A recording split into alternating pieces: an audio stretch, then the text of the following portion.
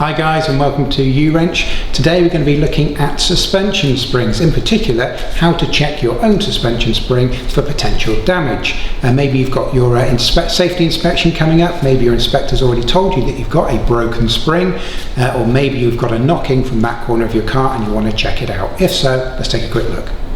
So the car that we're demonstrating this on is a Dodge Grand Caravan. This has a very simple suspension system, which is going to be very similar to what you have on your own vehicle. So let's have a quick look at some of the main components. So basically what you have here in very simple terms is very similar to the strut that you'd have on your tailgate or your boot, that little gas strut that opens and closes on the sides every time you open your tailgate. This is just a kind of a very larger, more heavy duty version of that. So this is the kind of the outer side of it, and has a pin, a little piston that goes in and out, and that's hidden by this shield. I lift that up a little bit. You can see the piston just up in there, and that goes in and out. So theoretically, that's pretty much exactly the same as a tailgate strut that you're already going to be familiar with. The difference here is we have this large metal spring wrapped around it to help aid in the dampening of the suspension. And also, in addition to that, you've got this lower plate here, which is the lower supporting plate for the spring. And in addition to that, you've got a mounting cap, which is right up in there, which is basically the equivalent of that lower one. So the spring has got something to sit between at the top as well. Now, a thing to note with one of these suspension springs is on a typical setup such as this, they actually get slightly smaller towards the bottom. So you have a diameter of the spring, and then at the bottom it'll come in, and the bottom one will be slightly narrower than the ones in the center. And it's that kind of narrower one which is kind of the mounting point for the top and the bottom. So that's the first thing to inspect. So let's have a look at that. Now, on the bottom support here, you should find your spring as it comes round and gets smaller. It will actually fit. You can see we've got this kind of rubber guide that it sits in, and you can see that is the end of the spring just in there, and that's actually flush against the end of this little kind of rubber mounting.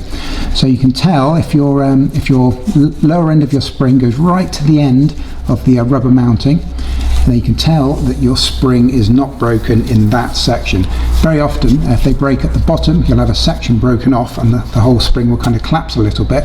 But if you can follow your spring right from this mounting point, that should be the end of the spring, and you can clearly see that there's no breaks there, and you know that you're good on the bottom. So we're happy with the bottom. So now you just want to kind of follow the spring all the way around. Just give it a good feel around, carefully as you do so.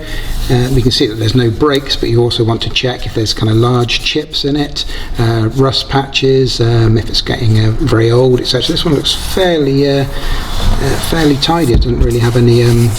Often the paint cracks off on these, but this one's very good. But all you want to do is just follow it up, checking the condition, and we're going to do exactly the same going in towards the top mount as we did to the bottom. So let's have a look at that next. So as we follow our spring right round to the top, what we're looking for is the same kind of setup as we had at the bottom. Now, as you can see, hopefully I'll pick that up all right on the camera, just there, you see that rusted end of the spring there is actually where this particular spring has snapped.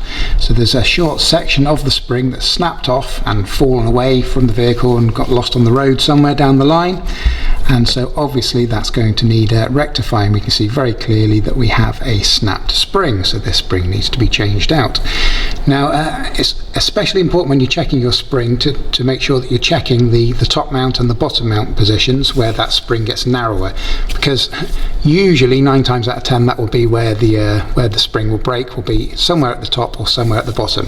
If a spring literally broke in the middle, which is possible of course, then of course you would certainly know about that. Be making a lot of noise. But we've lost a small section of spring off at the end there, but that's a very good example right there of exactly what you should be checking for and looking out for. It's a shame because this spring's actually very clean. It's in very, very good condition.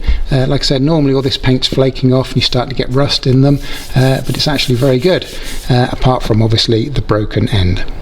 Okay, so that's how you check visually for a broken spring in your suspension system. It's a really good idea whenever you do any maintenance on your own car, just shine the torch around and check your main components, things like this, such as the springs, because if you do spot one that's broken, it's better to kind of get it replaced or repaired in your own time rather than have to panic when it's time to get your safety inspection and you've got like a week or two to get it sorted and it all becomes a bit of a panic. So well worth keeping an eye on as you do your own maintenance.